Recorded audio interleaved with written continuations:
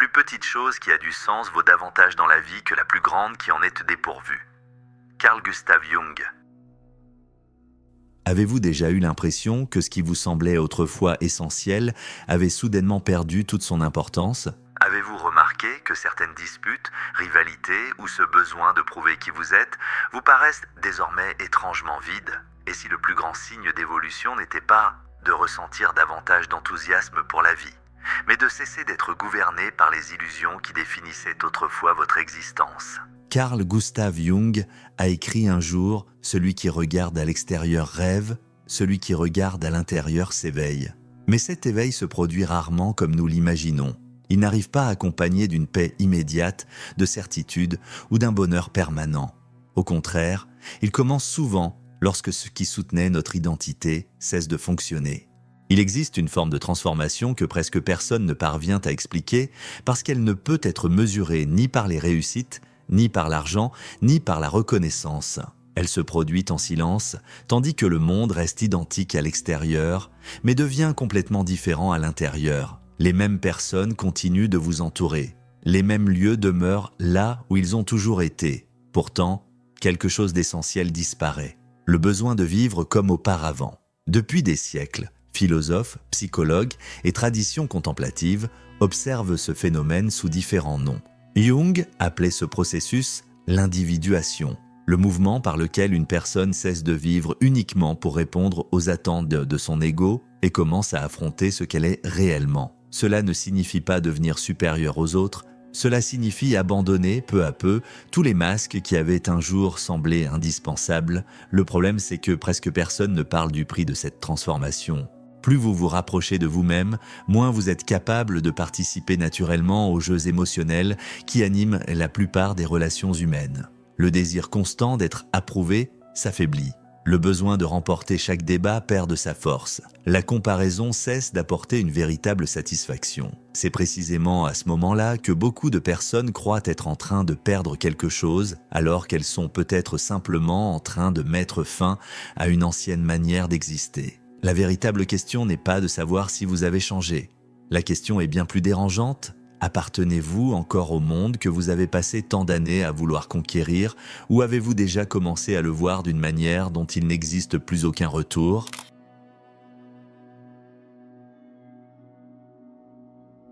Il existe une forme d'épuisement qu'aucune nuit de sommeil ne parvient à soulager. Elle ne naît ni d'un excès de travail, ni d'un manque de repos. Elle apparaît lorsque l'esprit comprend qu'il a passé des années à consacrer son énergie à des objectifs qui n'ont jamais véritablement été les siens. C'est l'un des premiers signes d'une transformation profonde. Pendant longtemps, nous avons cru que le bonheur consistait à accumuler des réussites, de l'approbation et de la reconnaissance. Presque sans nous en rendre compte, nous avons appris que notre identité dépendait du regard des autres. Chaque compliment renforçait l'image que nous avions de nous-mêmes. Chaque critique semblait menacer notre propre existence. Mais vient un moment où ce mécanisme commence à se fissurer. Ce qui suscitait autrefois de l'enthousiasme ne provoque plus qu'un silence difficile à expliquer. La course au statut perd son sens. Les rivalités cessent de paraître importantes. Même certaines amitiés révèlent qu'elles reposaient davantage sur le besoin d'appartenir à un groupe que sur une véritable affinité. C'est à cet instant que beaucoup de personnes croient entrer en crise. En réalité, elles sont peut-être simplement en train de prendre conscience de l'ampleur de l'illusion qui soutenait leur ancienne identité. Jung observait que l'ego construit une persona afin de survivre dans la société. Ce masque est nécessaire pendant une grande partie de la vie. Il nous aide à trouver notre place, à remplir nos rôles et à être acceptés. Le problème commence lorsque nous oublions qu'il ne s'agit que d'un masque. Nous finissons par le protéger comme s'il représentait notre véritable essence.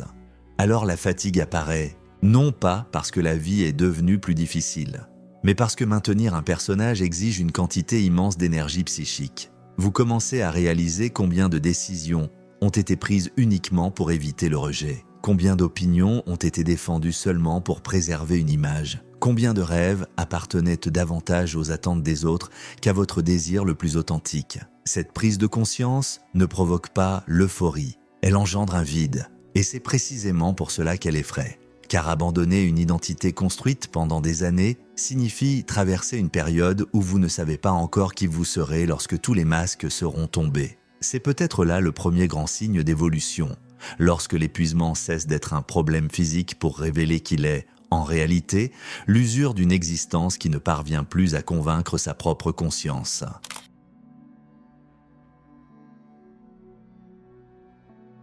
Il existe un moment silencieux où vous réalisez que les autres ne parviennent plus à provoquer en vous les mêmes réactions qu'autrefois. Ce besoin de répondre immédiatement, de prouver que vous aviez raison, de gagner une discussion ou de convaincre quelqu'un de votre vérité commence à disparaître. Non pas parce que vous êtes devenu indifférent, mais parce que vous avez enfin compris qu'une grande partie de la souffrance ne venait jamais réellement des autres. Elle venait de la manière dont vous interprétiez chacun de leurs comportements. Pendant des années, presque tous, nous avons traversé le monde en croyant que nous réagissions aux faits. En réalité, nous réagissions aux histoires que nous inventions à leur sujet. Il suffisait que quelqu'un soit en désaccord avec nous pour que nous nous sentions attaqués. Il suffisait d'être ignoré pour croire que nous n'avions aucune valeur. Une simple critique suffisait à remettre en question toute notre identité. L'esprit transforme de petits événements en grandes menaces lorsqu'il dépend encore de l'approbation extérieure pour soutenir l'image qu'il a de lui-même.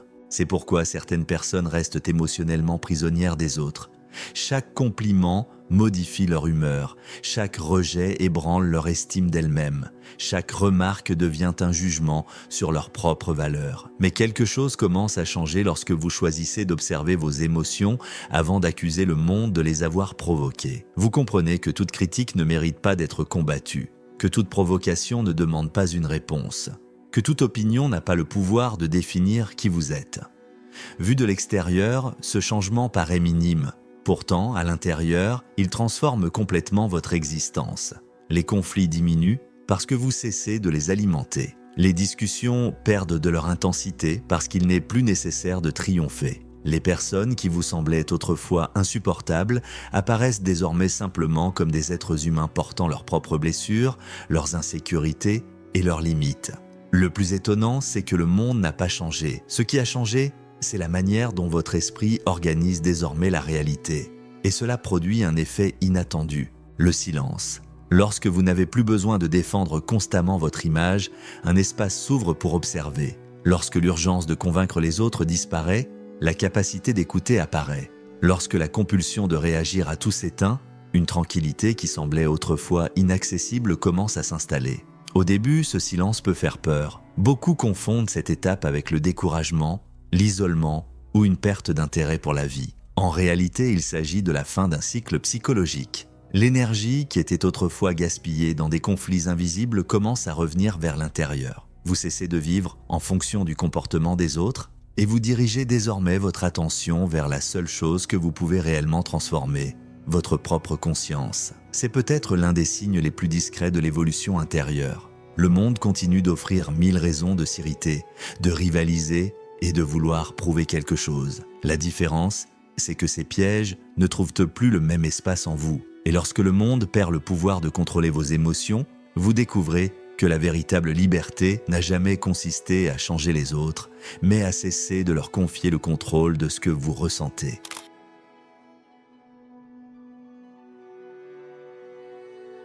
Il existe une bataille que presque personne ne réalise être en train de mener. Elle ne se déroule ni dans les rues, ni au sein des relations, ni sur le lieu de travail. Elle se joue dans l'espace invisible de l'esprit, où nous passons des années à vouloir prouver que nous sommes meilleurs, plus justes, plus forts ou plus dignes que les autres. Le problème, c'est que cette guerre ne prend jamais fin tant que nous croyons que la paix dépend de la défaite de quelqu'un. Pendant longtemps, il est rassurant de diviser le monde entre les bons et les mauvais. Cette division procure une illusion de contrôle.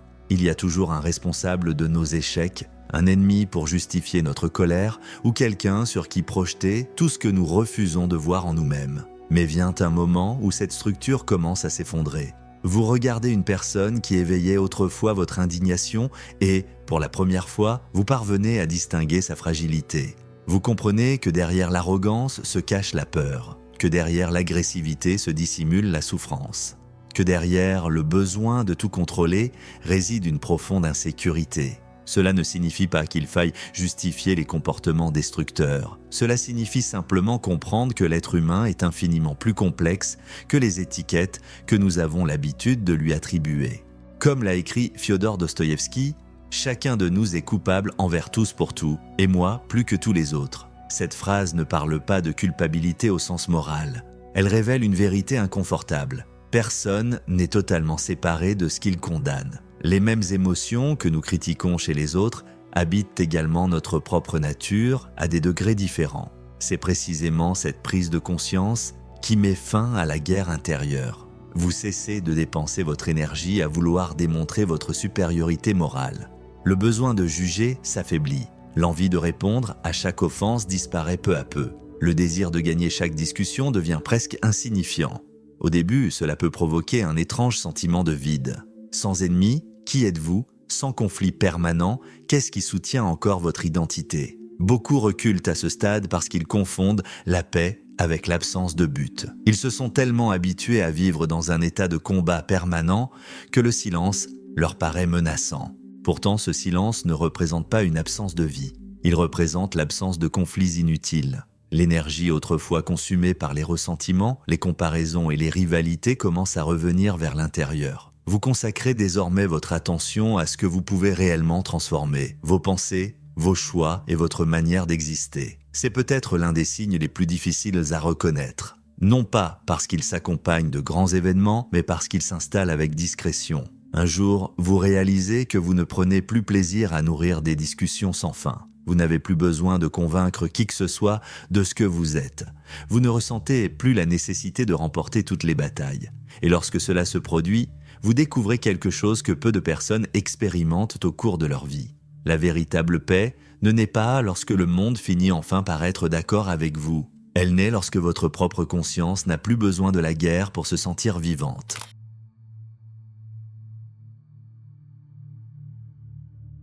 Il existe un moment dans la vie où la quête commence à perdre de son intensité. Non pas parce que vous avez trouvé toutes les réponses, mais parce que vous comprenez que vous posiez la question au mauvais endroit. Pendant des années, nous avons cru que quelque chose ou quelqu'un finirait par combler ce sentiment d'incomplétude. Nous pensions que la prochaine réussite nous apporterait la paix, que la bonne relation mettrait fin à la solitude, que la reconnaissance ferait disparaître l'insécurité. Nous avons vécu comme des voyageurs courant après un horizon qui semblait toujours s'éloigner un peu plus. Le problème, c'est que toute attente placée dans le monde porte en elle une condition silencieuse. Tant que ce que vous espérez n'est pas arrivé, vous croyez que vous n'êtes pas encore complet. C'est l'un des pièges les plus subtils de l'esprit. Il vous convainc que le bonheur dépend de circonstances futures. Il existe toujours un nouvel objectif, une nouvelle ambition, une expérience différente qui promet enfin de combler le vide. Mais lorsqu'elle arrive, le soulagement ne dure qu'un instant. Très vite apparaît un autre besoin, un autre désir, une nouvelle promesse de satisfaction. C'est un cycle qui semble sans fin. Pourtant, vient un moment où ce mécanisme commence à perdre son emprise. Vous réalisez que vous avez passé une grande partie de votre vie à tenter de combler une absence qui n'a jamais été véritablement causée par le monde. Vous comprenez que beaucoup de relations sont nées moins de l'amour que de la peur de la solitude. Que de nombreuses amitiés reposaient davantage sur le besoin d'appartenir à un groupe que sur une véritable affinité. Que d'innombrables choix ont été faits uniquement pour éviter l'inconfort de rester seul avec vous-même. Cette découverte ne vous rend ni froid ni distant, elle change simplement la direction de votre quête. Au lieu d'exiger des autres qu'ils portent le poids de vos insécurités, vous commencez à assumer la responsabilité de votre propre vie émotionnelle. Le besoin d'être constamment compris s'atténue. L'anxiété liée à la recherche d'approbation perd de son intensité. La peur d'être abandonné cesse de guider vos décisions. Cela transforme profondément votre manière d'entrer en relation avec les autres. Les personnes cessent d'occuper le rôle de sauveur de votre existence. Elles deviennent des compagnons de route, non des béquilles, des présences qui enrichissent le voyage et non des conditions indispensables pour que celui-ci ait un sens. Paradoxalement, c'est précisément lorsque vous cessez d'avoir désespérément besoin de quelqu'un que vous devenez capable d'aimer avec davantage de maturité, car il n'existe plus cette obligation de combler des vides impossibles à remplir. Il y a désormais un espace pour accueillir l'autre tel qu'il est réellement, sans exiger qu'il corresponde aux attentes créées par vos propres manques. En même temps, vous cessez également d'interpréter des rôles pour être accepté. Vous ne ressentez plus le besoin de cacher vos imperfections pour paraître digne d'être aimé. Vous découvrez que les relations construites sur des masques exigeront toujours de nouveaux masques pour continuer d'exister. C'est à cet instant qu'apparaît une liberté rare. Vous continuez d'accorder de la valeur aux rencontres, aux liens et aux affections, mais vous cessez de croire que votre identité dépend d'eux. Votre paix ne varie plus selon que quelqu'un entre ou sort de votre vie. Votre estime de vous-même ne dépend plus de l'attention que vous recevez. C'est peut-être l'un des signes les plus profonds de la transformation intérieure. Il ne s'agit pas de cesser d'aimer les autres, il s'agit de cesser de leur demander d'accomplir une tâche qui a toujours appartenu à votre propre conscience. Lorsque ce que vous avez cherché toute votre vie cesse enfin d'être recherché à l'extérieur, quelque chose de silencieux se produit en vous. Pour la première fois, vous comprenez que vous n'avez jamais été incomplet. Vous aviez simplement oublié où il fallait chercher.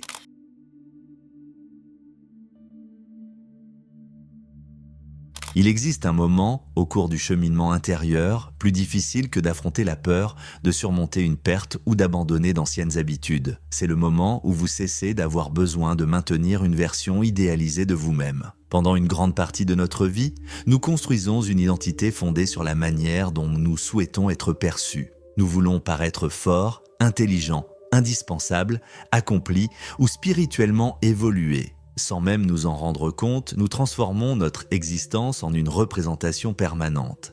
Chacun de nos choix sert à protéger une image plutôt qu'à exprimer la vérité de ce que nous sommes. Le problème, c'est que maintenir un personnage exige une vigilance constante. Vous mesurez vos paroles, contrôlez vos émotions, cachez vos fragilités et tentez d'éviter toute situation susceptible de mettre cette identité en danger. Avec le temps, cette nécessité devient un poids invisible. Puis vient un moment où cette quête perd complètement son sens. Vous ne ressentez plus le besoin d'impressionner qui que ce soit. La reconnaissance reste agréable, mais elle cesse d'être indispensable. Les comparaisons perdent leur emprise, car vous comprenez que chaque être humain mène une bataille silencieuse qui demeure presque toujours invisible aux yeux des autres. Cette transformation ne vous rend pas indifférent au monde. Bien au contraire, elle vous permet de vivre avec davantage d'authenticité. Vous acceptez que vous n'avez pas besoin de remporter toutes les discussions, ni de prouver votre valeur à chaque occasion. Vous ne ressentez plus l'impulsion de convaincre les autres de ce que vous êtes. Ceux qui comprendront, comprendront. Ceux qui ne comprendront pas suivront leur propre chemin. C'est une forme de liberté que peu de personnes connaissent. Lorsque l'ego cesse d'occuper le centre de l'existence, il reste de la place pour quelque chose de beaucoup plus simple. Vivre sans l'obligation de jouer un rôle. C'est à cet instant que le titre de cette vidéo révèle sa véritable signification. Peut-être que ne plus jamais revenir dans ce monde ne signifie pas quitter la réalité physique, mais ne plus être capable de vivre selon les anciennes illusions. Le monde demeure exactement le même, mais la manière dont vous entrez en relation avec lui change de façon irréversible. Les conflits continuent d'exister. Le besoin d'approbation anime encore de nombreuses personnes. Le désir de contrôler, de rivaliser et d'accumuler est toujours présent autour de vous. Mais, en vous, ces mécanismes ne trouvent plus le même terrain. Et c'est peut-être là le signe le plus profond de tous. Vous n'êtes pas devenu supérieur aux autres. Vous avez simplement cessé d'être prisonnier de la personne que vous croyez devoir être. La véritable évolution ne vous fait pas fuir le monde. Elle vous empêche simplement de laisser les anciennes illusions gouverner de nouveau votre conscience. Et, une fois cette transformation accomplie, une question devient impossible à éviter. Si ce que vous appeliez votre identité n'était qu'une construction, qui demeure lorsque tous les masques tombent enfin?